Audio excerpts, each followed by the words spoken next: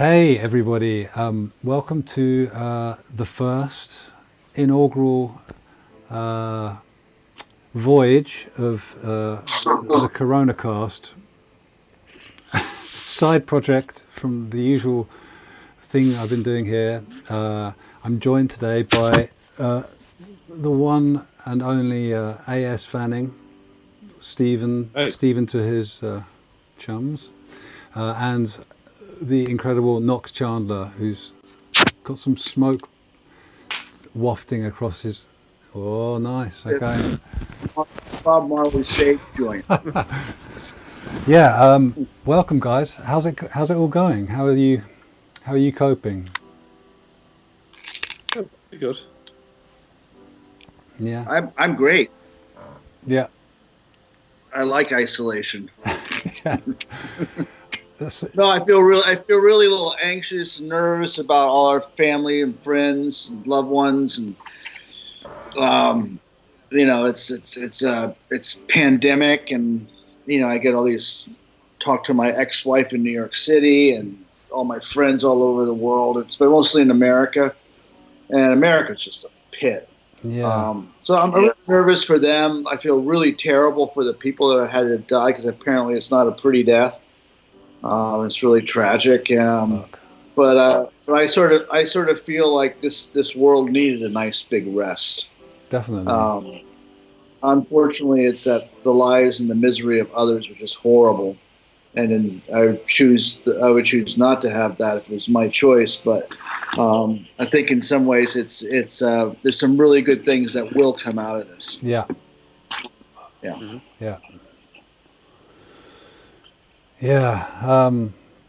I don't really. I share your feelings with the UK as well. With my family, it seems equally there. It's just a bit of a car crash, and the priorities have been wrong since the very beginning, and it's now just kind of catching up. And I mean, luckily both my parents seem to be pretty good at isolating. Like my dad and I kind of joke like this is just exactly the same as our usual lives.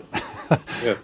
We both like just hiding away in our little caves, and stuff. But it's freaky. Only just the last couple of days just you start to get things popping up on Facebook of people that are kind of known about that have died from this and stuff, and it starts to kind of become more of a reality. But I do spend most of my time trying to think of the positives of this, because I think that's the only way to stay sane. And I mean, I think all three of us are quite fortunate that we live in Germany. I think I've been feeling very grateful for that, because it seems like there doesn't seem to be any kind of whiff of hysteria here anymore. Even though in the beginning there was the whole toilet roll thing, which felt a bit freaky for a week. Yeah. But it seems to have calmed down. I went out I kind of haven't been out very much. I was out on Tuesday, went out to the supermarket and saw the shelves full of toilet roll and tins and everything back on the shelves. I was like, all right, people are getting used to this. Yeah. They're not panicking quite as much as they were at first. Yesterday I went to my place and it was I mean, I don't even need it. And I went and just past the aisle, all the paper towels and toilet paper rolls were gone. All they had was the little packets of Kleenex. I just don't understand it. Yeah. What's the toilet paper? Really, I mean, do you really have to wipe that much? I mean, maybe this is a sign that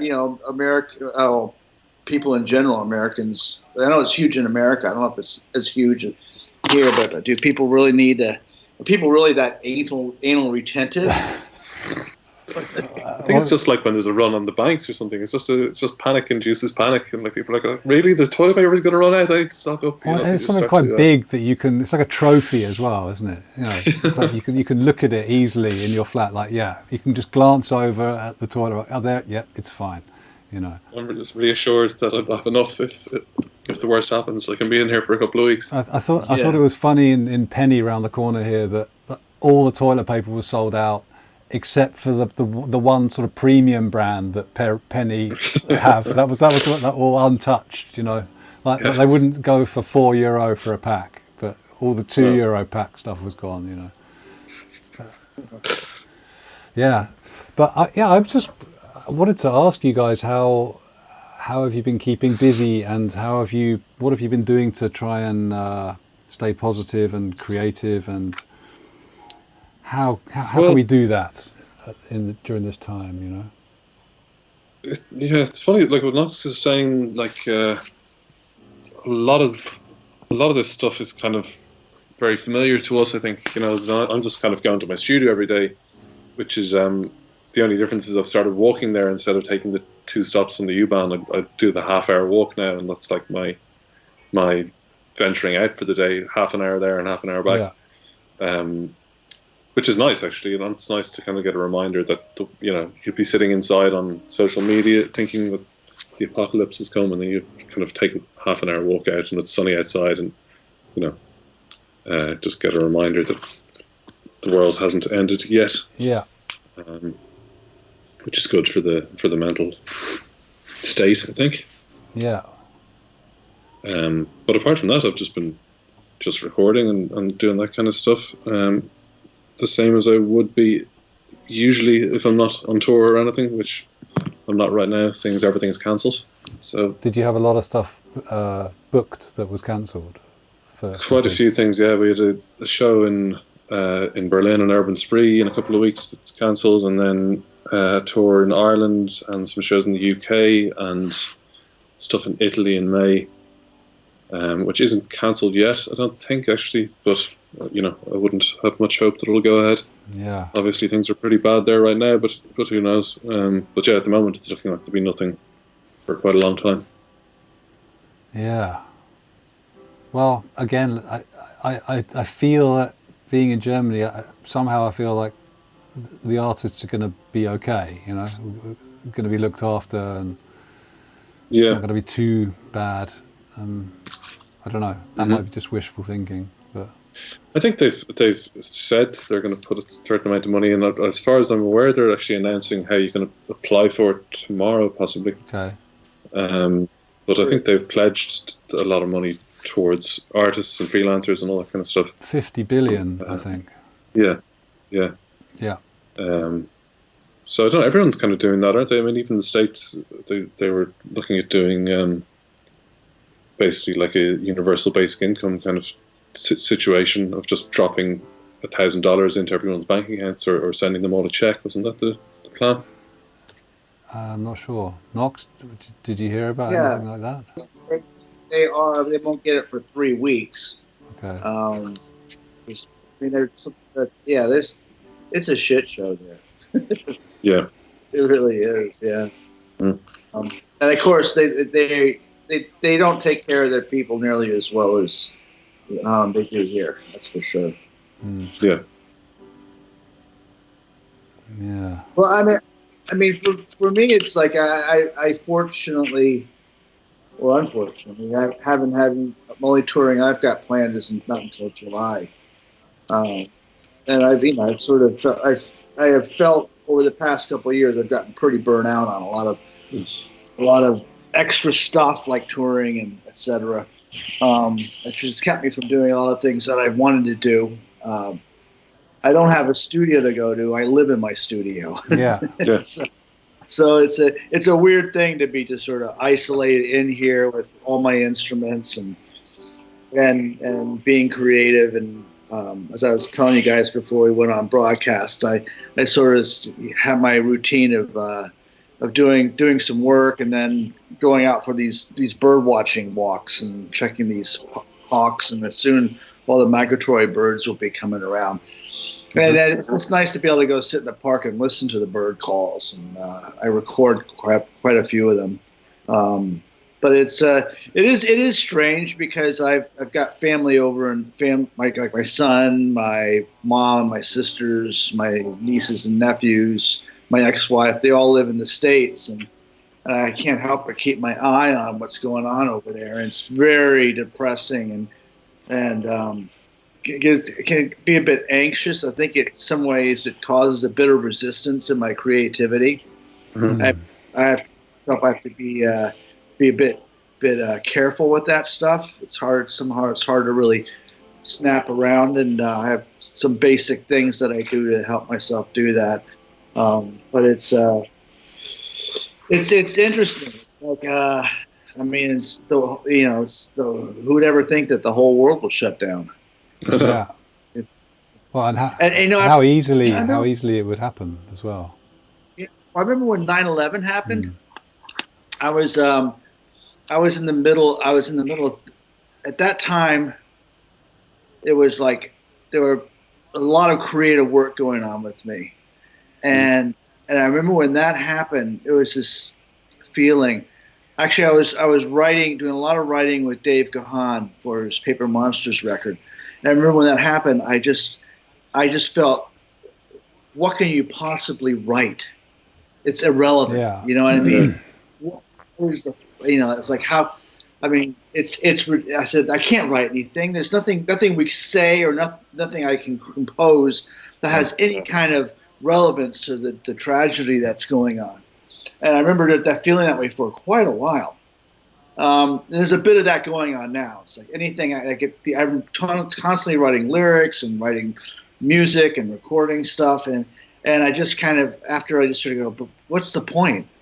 You know, when but doesn't that turn into? I know exactly what you mean, but for me that it turns into like a freedom. It becomes like a kind of Buddhist thing. Like, well, it's all impermanent and pointless and meaningless anyway, so it should just be an enjoyable process of releasing something out of you. It doesn't have to mean anything at all. It doesn't have to. Maybe none of it means anything. I mean, obviously none of it means anything really anyway, because it hasn't changed just because this external event has happened. That doesn't mean that all. That's the big picture. Yeah. But in the moment, your mind kind of goes like, fucking people are dying. Yeah. You know what I mean? And that's I suppose in the moment of writing something, you want to care about it as well. It's hard to. Yeah.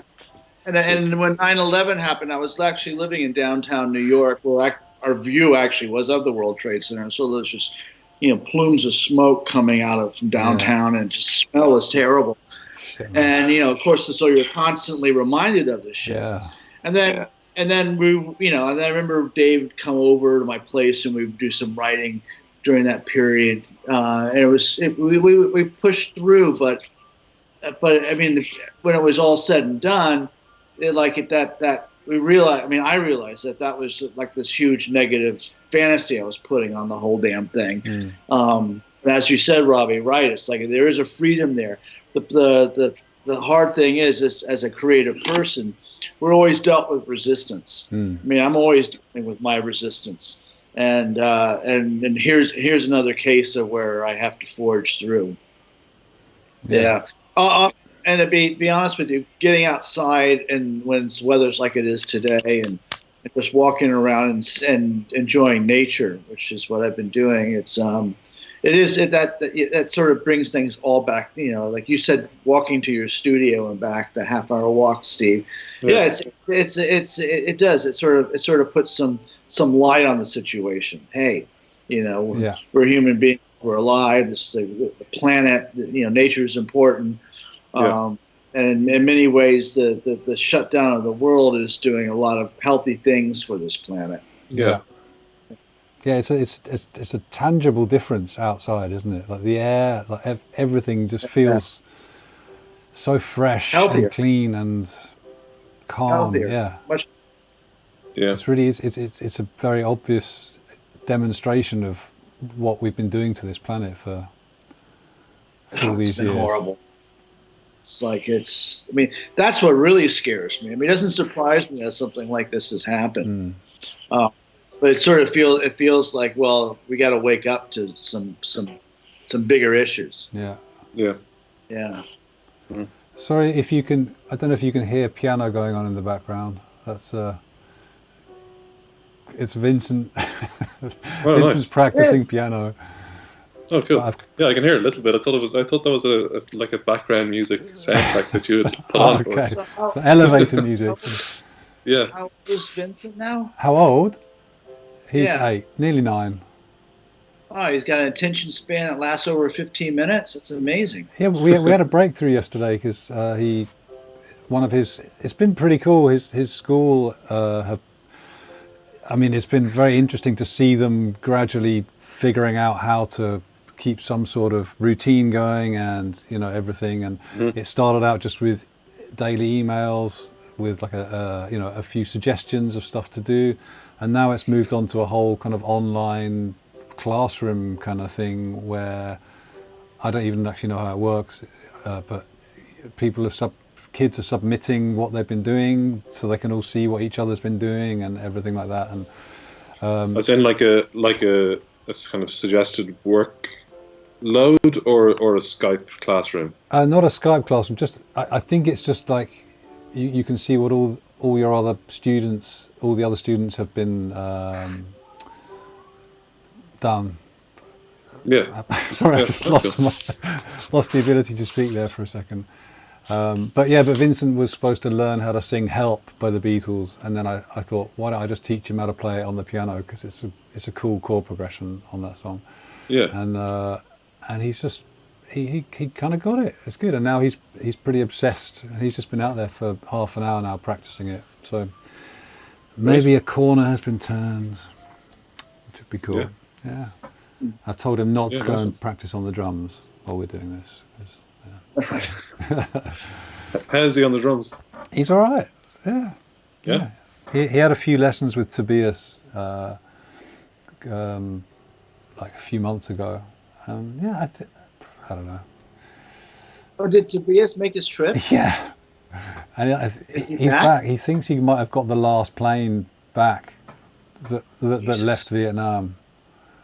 Yeah, it's pretty brave. Like I spoke to him. Yeah, he left right when the shit was hitting the fan. Yeah, and then I spoke to him. I messaged him the day after they arrived, saying how's it going, and he seemed really stressed out. And he said, I can't talk now.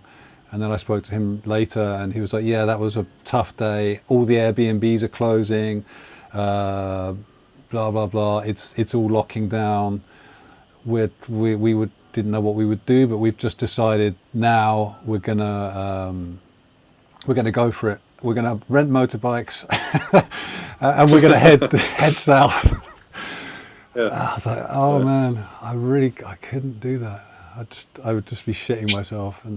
But they've done it, and like good on them, I guess, in a way. Like, yeah, good on them. That was lucky. I was just saying to you, I just came back from Mexico like 2 weeks ago. Yeah.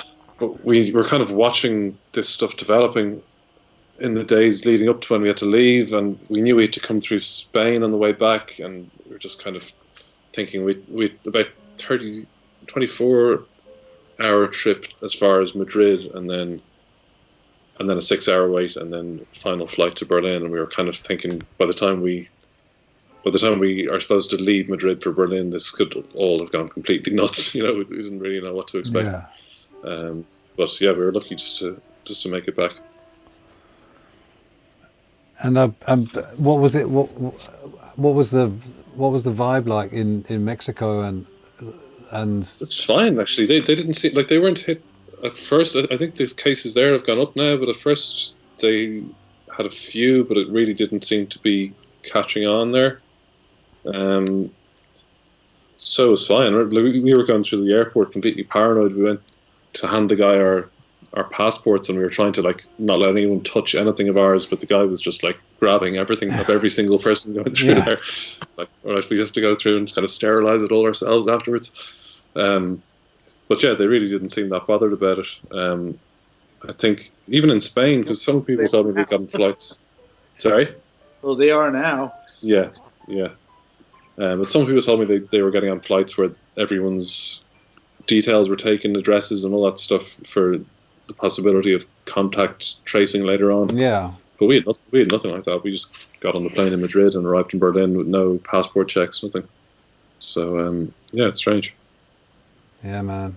But relieved to make it back. We could have got stranded at any point along that journey back, so it was good.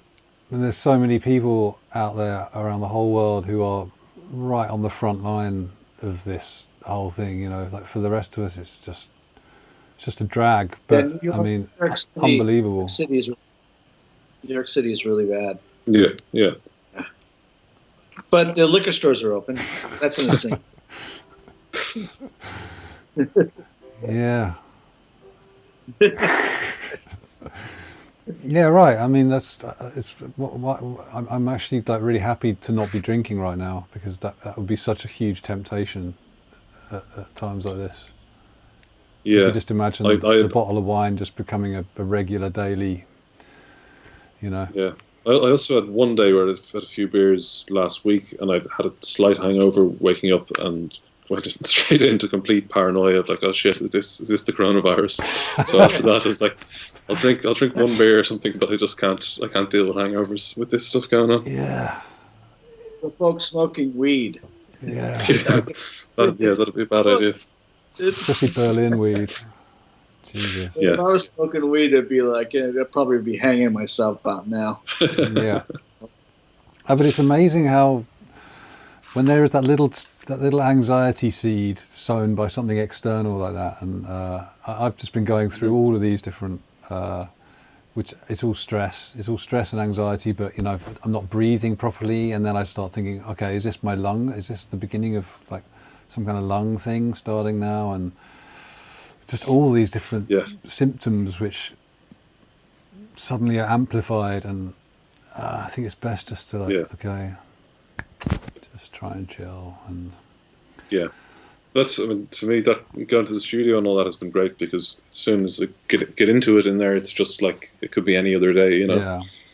All that stuff is just forgotten very quickly, and then and you know, it is the worst thing you can do is just sit inside looking at Facebook or Twitter and getting your anxieties sort of confirmed by everything you're reading is like the worst possible. Yeah. It is so interesting that every element of our lives is just totally being turned upside down, or being revealed for what it actually is. You know, like we all have to go into this sort of survival mode where everything external and anything that isn't a kind of basic human experience has to be questioned. And I mean, that was a great article, like sort of on a slight tangent, but I really enjoyed the article about how this was exposing all the hypocrisy of the regulations and stuff in America. It was talking about America, but it applies around the world, you know, like suddenly you're allowed to take a big bottle of hand sanitizer on a plane, like way more than 100 milliliters, and like, all of these rules which have been there all these years just to kind of push us into, you know, this kind of control situation. That it turns out, of course, they're all bullshit. They weren't necessary, and you know, why suddenly is that okay? You know, and something else. I mean, just like the universal basic income, these discussions are actually happening now and being taken seriously. It's an amazing time for that kind of thing but I'm just... I mean, that's what they're saying in the UK is like, of the stuff they're doing now, if any Labour government had tried to do that, they'd be torn apart, saying like, how can you possibly justify this sort of this expenditure, or where is this money coming from? But when it's needed. Like, people need to be they need to keep things moving right now. Yeah. Well, the most important thing in a situation like this is the healthcare, and you know, here we have some pretty good healthcare. This is a real wake up call for the United States. Yeah, they've been. Yeah, I mean, they just. I mean, let alone they don't even have the proper tools for the workers to do their job. You know, face masks and proper clothing for the doctors and nurses. But then most also, what about the ventilators that these people need? And the the government is always, especially in this administration, they just don't even want to look at this stuff. But it is going to have to change. Yeah, it's a wake up call for some of these places which just thought that, well, we're all healthy, people do die, but this is really serious. And the thing about it is that even though we can take care of this phase of it, we're going to have to deal with it again in 6 months. Mm-hmm. They won't have vaccines done by then. No. No. No. And plus this virus is mutating. Yeah. I mean, honestly, I was in bed sick for 2 weeks before all this happened. I think you remember that, Robbie. Yeah. I think and I isolated myself, not even thinking about the coronavirus or anything. And then this all came out. But I easily could have had it. I mean, it might have been it. I mean, there's a lot of reports coming out that there's a huge percentage of people who will test positive, even though they had slight symptoms. Yeah. So all three of us could have it, and just not really know it. Well, I read today one positive thing coming out of England is that they are going to, I think they've developed really easy tests which everyone is going to self-test at home because they think maybe half the population already has it anyway, and it's if you have it, you're safe. Well, this is the thing that I don't understand, how they can judge when it's safe to go back to normal unless they test everyone on that level, because unless you know that 60 or 70% of the population have had it, then you don't know that it's... That means you're not going to get it in 6 months' time when it comes back around. Yeah. Because in the summer months, the ultraviolet rays kill a lot of it. Well, I guess it would have to end up being like in Taiwan or somewhere where it becomes built into society, this like continuous testing, and every shop has hand washing station outside, and it'll just have to be this period of like on a leash type deal. I don't have much hope for getting back to playing gigs anytime soon. Yeah, but maybe there'll be a guy on the door taking everyone's temperature, and it'll be fine, Yeah, could be. And I don't know. The implications can very easily lead down this, Big Brother type. Everyone having to give their name and address on the door, and it could so easily go that way. Like more restrictions and more control, but it somehow feels like it's a bit too.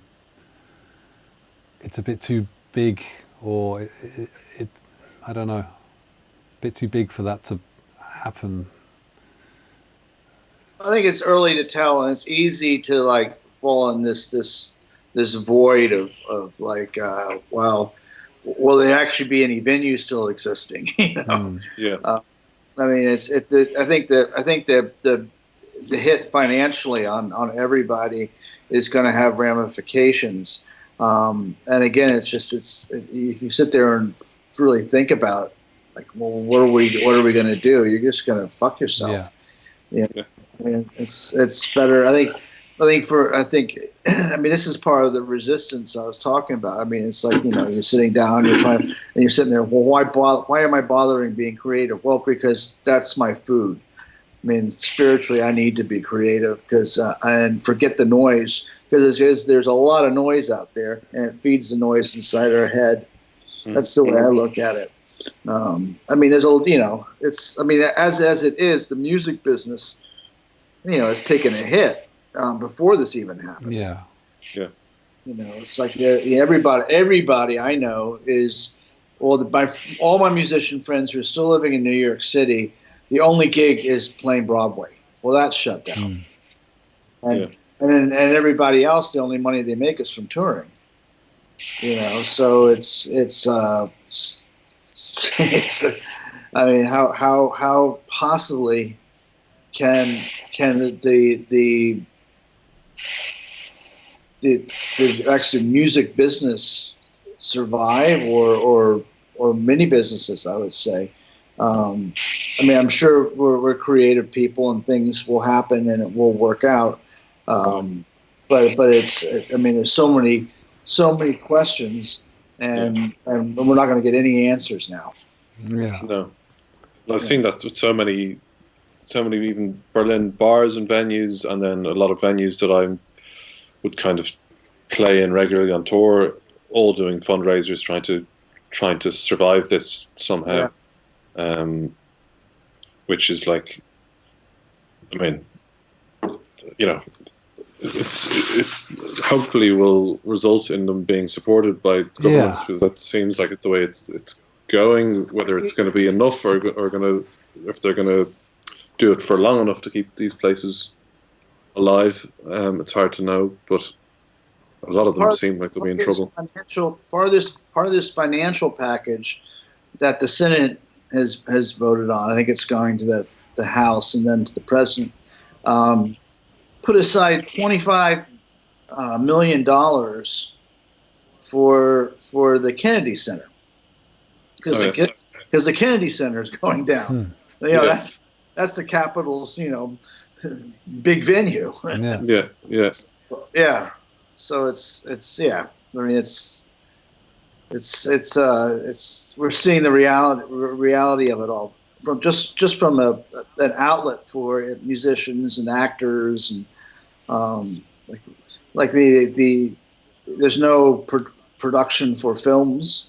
No, they've all been shut down. There's going to be a huge hit there. I know actor friends of mine, you know, they don't know what the hell they're going to do. Yeah. But then again, this could, you know, we're talking about a month or 2 months, maybe a bit longer. Yeah. It's like maybe it's a good time to do some self-reflection. Yeah. And come out on the other end of it and go like, well, shit, do we really need to be doing all this damn flying? Yeah. I mean, if that was the outcome, if enough people around the world came to those kind of conclusions as a result of this, that would be something amazingly positive, wouldn't it? That couldn't be steered, or that couldn't be used negatively at all by governments or anything. I mean, that's really what needs to happen anyway in the world, isn't it? Like the average person needs to make that little change in their their routine or whatever. I mean, realizing that, man, I could just be walking more. Yeah. Right. You know what I mean? It's just like, and I like it. And so I mean, this whole thing of like time is money. That's something that you always hear a lot in the States. You know, time is money. You know, so you hop on a train to save yourself what, half an hour? You know, 45 minutes. Yeah. But really, it's like, you know, here you go. Like, well, with the process of actually traveling by foot, so it takes a bit longer. But you're actually in the moment. You're seeing things. You're smelling things. You're not crammed into a train, breathing somebody else's particles. You know. So it's. I mean, it's kind of you're realizing that sometimes more time is pleasurable. Yeah. And fuck money. Yeah. Yeah. So, Knox, I'm very interested. Like, part of why I wanted to do this is that I'm interested in really how people are, or how artists are keeping themselves sane and productive and creative. And you mentioned earlier that you have your methods that you use to get yourself out of the kind of hopelessness feeling and into something productive. And would you share those with us? Well, it's some of it's quite personal that I don't really talk about. And sorry. But the reality is it's I have to keep it in as I like to say, these little pockets of being in the now. Yeah. Yeah. Because when the fear comes in, it's usually has to do with me not being in the now.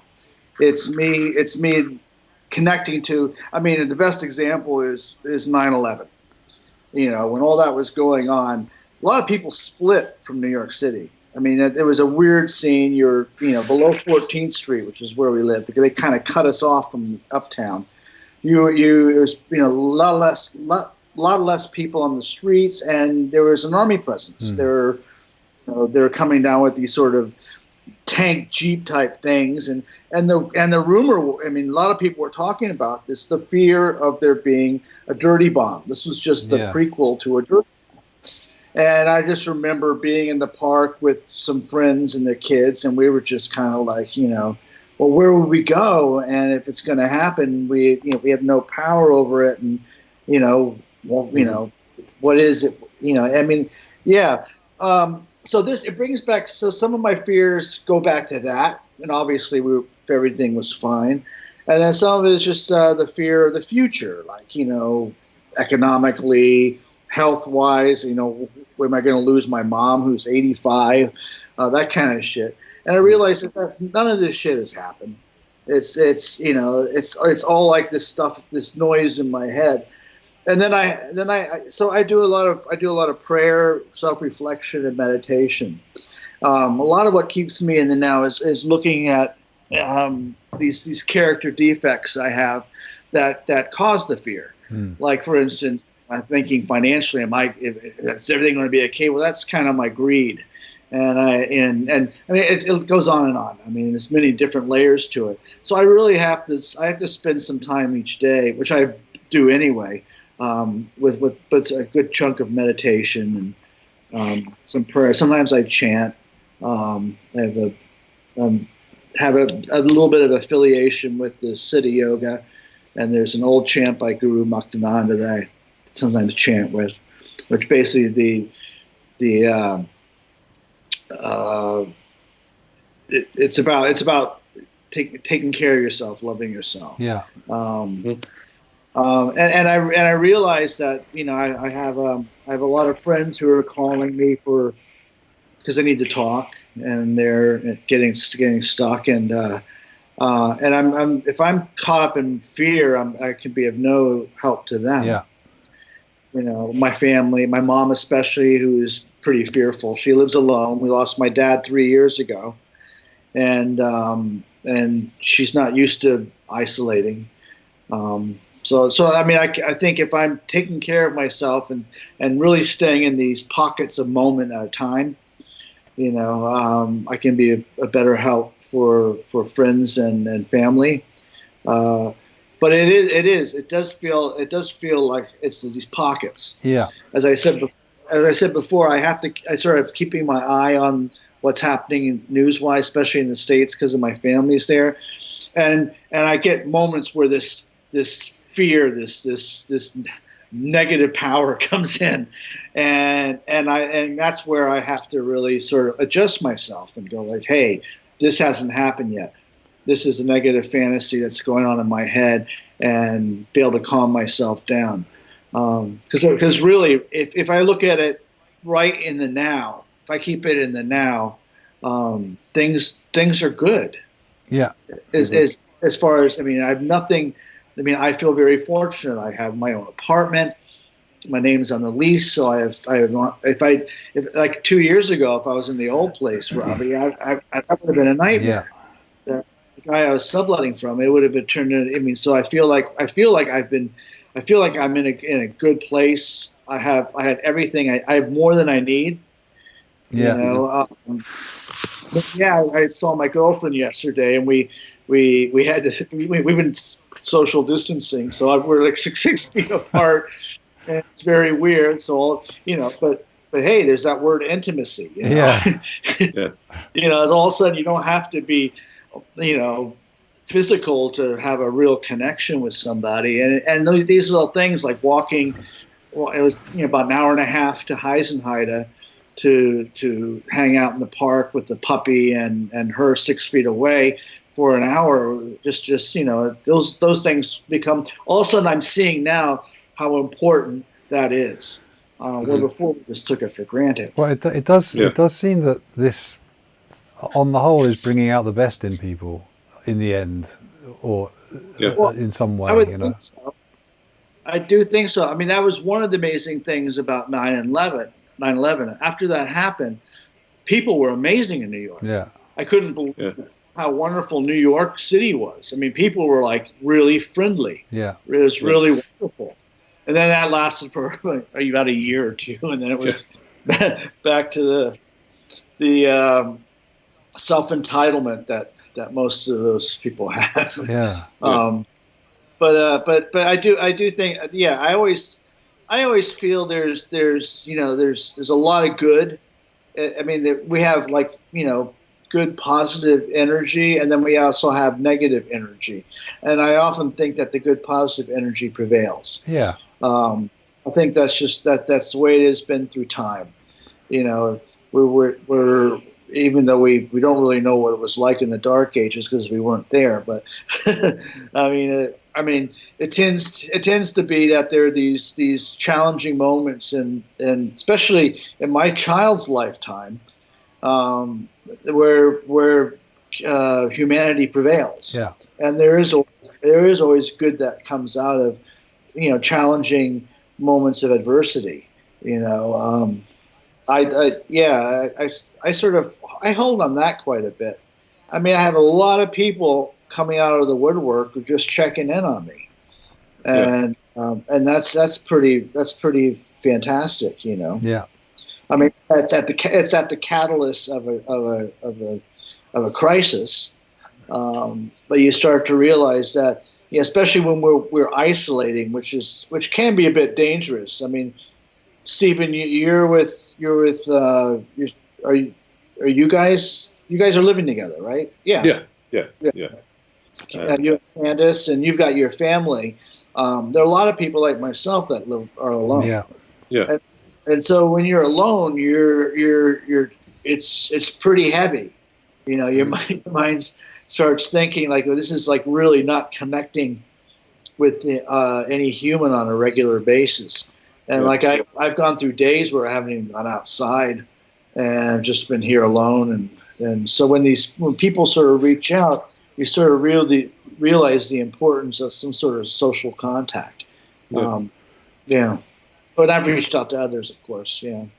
Yeah, I've had that a bit as well, where I think it's in the last, say, 5 years or more, with social networking and everything, I think, like, speaking to people on the phone is a very rare thing. Like, even people, old friends of mine from Dublin or wherever they might be in the world, we might exchange a Facebook message or something every once in a while, but actually taking 10 minutes to have a conversation has become very rare, and almost like it's like a very bizarre thing. If someone calls you up but you miss a call, you think something terrible has happened. It's like, why else would someone be calling you?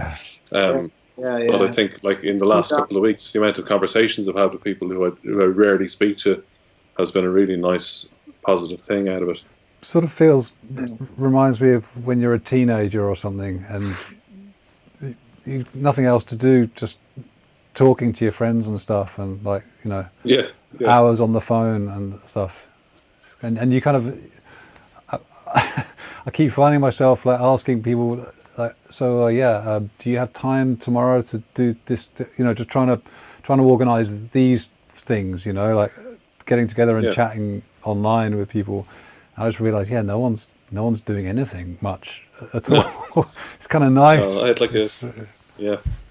like a games night on Sunday with my family in Dublin, which were like, it was about 4 different locations, 3 of them in different parts of Dublin, and then me and Candace here. Wow. But it was really good fun though. It's good. Yeah, I had a family reunion on Zoom last night with my son, my sisters, and all my nieces and nephews. Amazing. And we're planning one for Saturday too. That's great. There's a lot of us. Yeah. Yeah. So all these little stamps. Yeah. Yeah. Wow. Well, I mean, I have a full-on human situation going on upstairs that I am. And it's sort of when this first started, because I've been quite stressed out the last year, with the twins and everything, and I had a couple of days of like severe anxiety, like, is this really going to turn into what I think it's going to turn into? And just when I was kind of feeling like I was getting calm about the situation, now what we're going to have all day long, every day, with the twins and Vincent and everyone at home, and oh shit, how the hell am I ever going to do this? And it's like, a fuse blew, and then it was replaced with a new fuse, which I guess is probably what everyone goes through. Like, you just give in. You just give in to the stress, or you give up being stressed. You just give in. It's too much. We can't possibly imagine what's going to happen next week. Like the whole world is going crazy, upside down. So it's almost like you just reset back to this default state of almost like bliss. I can't care. I'm just gonna simplify every single element into this little moment of finding something positive about it and trying not to kind of lose it. And I don't know. Yeah, it makes it. And you also don't really know it's so kind of insane that having no knowledge of what might happen tomorrow, as in we could be on, it could be full lockdown with police out in the street stopping us from leaving our houses by next week or whenever. Yeah. So what else can you do other than just deal with the situation you have in front of you, which is like, everything's actually fine. I'm healthy. Yeah. I can do my work. I can do actually a lot of stuff that I wouldn't have had time to do otherwise, and just kind of make the most of it. And I also think it's interesting to. I get really stressed thinking about people who aren't as fortunate as the three of us are. Obviously, there are people who have been working 3 jobs forever and still never have any time to do anything at all. And there must be a lot of people that have had a real shit few weeks, and also about like the businesses that are kind of going to go bust and stuff. But then I start to kind of think, well, in some sort of dream or idea, this is somehow the end of the current form of capitalism that we've been living under. And I start thinking, well, what would the end of capitalism actually look like, other than something like this, where businesses go out of business and like the whole thing just starts collapsing for a while. It would never be a kind of simple process. It would never be suddenly all the world leaders announcing, we're gonna, forgive the debts. Yeah, we're going to give all that up, and it would never happen like that. If that is what is happening here, then it's going to be a kind of rocky road. But as we've already been saying, people very quickly will come together, and I'm not talking about necessarily, donations over Facebook or whatever to kind of keep someone being able to play gigs in their living room or whatever necessarily, but just the general fabric of society. People will help each other out and help rebuild something out of this, I believe. Yeah, there's been actually in my neighbourhood, I don't know whether this is happening generally, but like at 9 p.m. every night, everyone goes out in their balconies and starts applauding for the health workers and nurses and doctors and stuff. Amazing. Which I'm not sure whether that is widespread or not, but it's a really nice thing to just go out and see people. And there's people really like making a lot of noise and very enthusiastically supporting it. Yeah. But it's a nice feeling to feel that those sorts of people are so appreciated, and it kind of gives a little bit of perspective on the people who are important, you know, just in how society functions, like how crucial those people are. and hopefully governments noticed that as well. Hopefully, because it probably. I mean, I don't know. I'm not going to defend governments here, but it must be very easy for governments to think of the population as ants that just teeming around, that they need to somehow control them, and otherwise it's going to be chaos. It must be very easy for them to feel like that, and maybe now after this they'll see, okay, actually people aren't as wild and unruly as we thought, and maybe they can. I don't know, but then it doesn't make any something like somewhere like Sweden. It just doesn't make any sense. I don't know all the details, but it seems like they're really not taking this very seriously at all. No, there's not very many changes being enforced at all, is there, in Sweden? I mean, it doesn't make any sense to me. Huh? The Vikings. Yeah, but that's one thing about Sweden that I always feel when I'm there is like, holy shit, every single element of society is so monitored and fed to you, like this is the way that you need to live.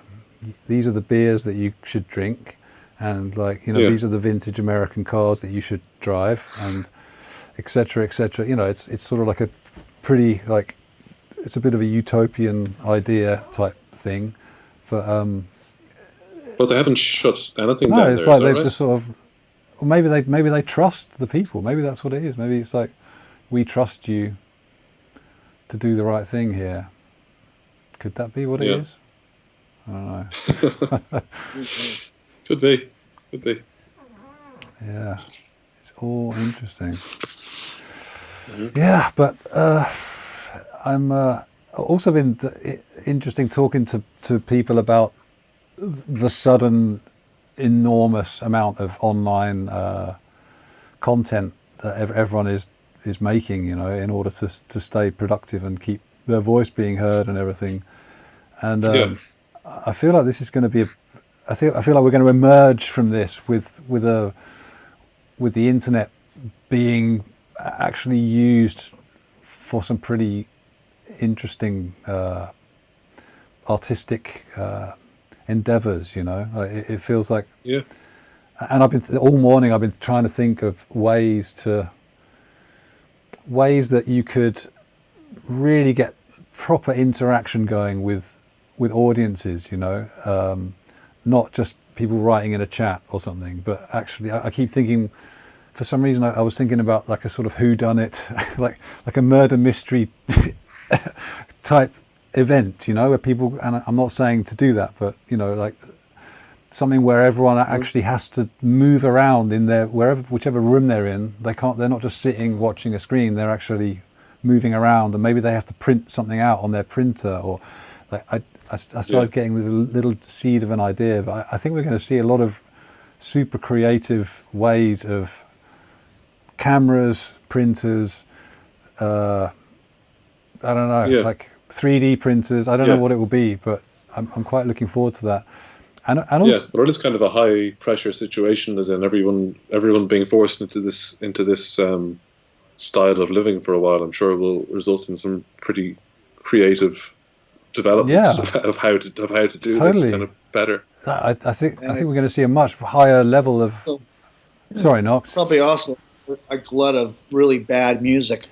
Yeah, but that's a constant though. That's nothing new. but that won't. Yeah, but it's harder to kind of make that work online somehow, or to sustain, like, I think a lot of the kind of stuff that doesn't really work out because it's not that good. I mean, that's not a bad thing, That's just I don't know. More to weed through. Hey, it's more to weed through. Yeah, but I mean, actually, I saw there was a clip of Steve Winwood playing the piano, and it was really good. Yeah.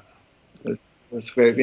There's certain bits. There's just so many of, dudes in front of a camera with their guitars. Yeah. Just like, But if if the idea of everybody making content to put online with the hope that they're going to get famous and rich in order to achieve the lifestyle, which is clearly now very much not sustainable.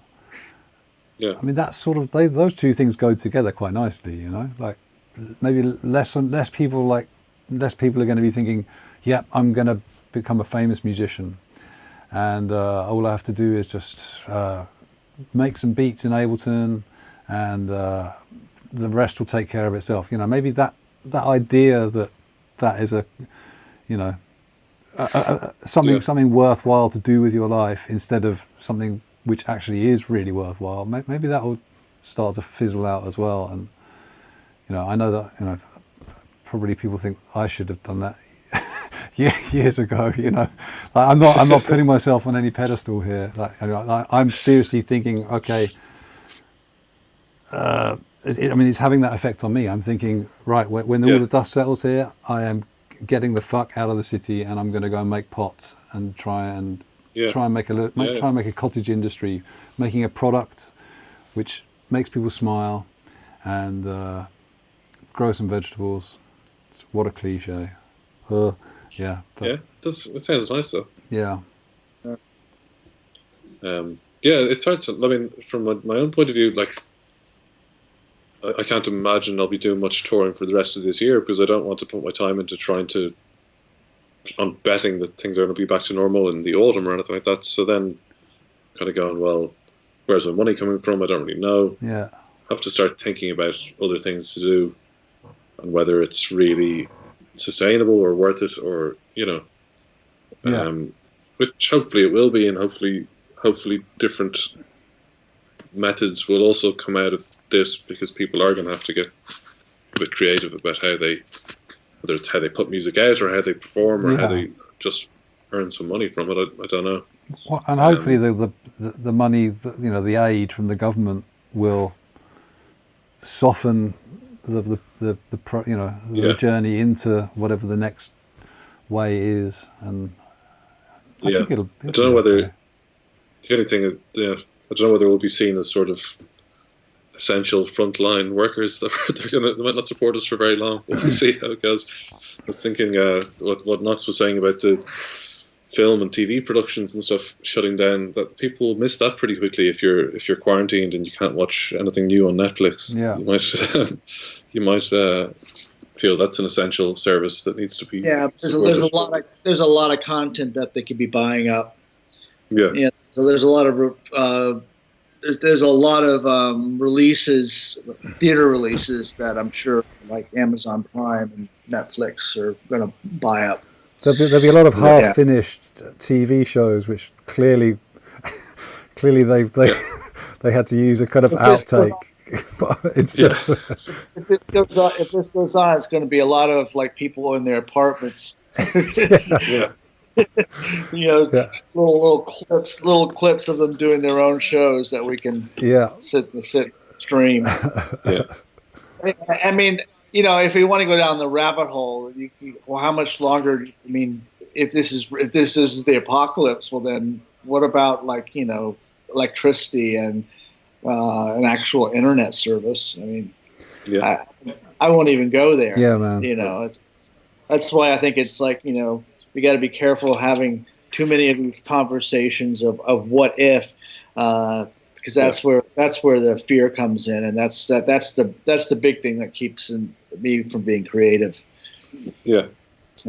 Just try to keep it in the now and realize that, well, you know, I think the three of us have been given the gift of music, which is definitely something quite special.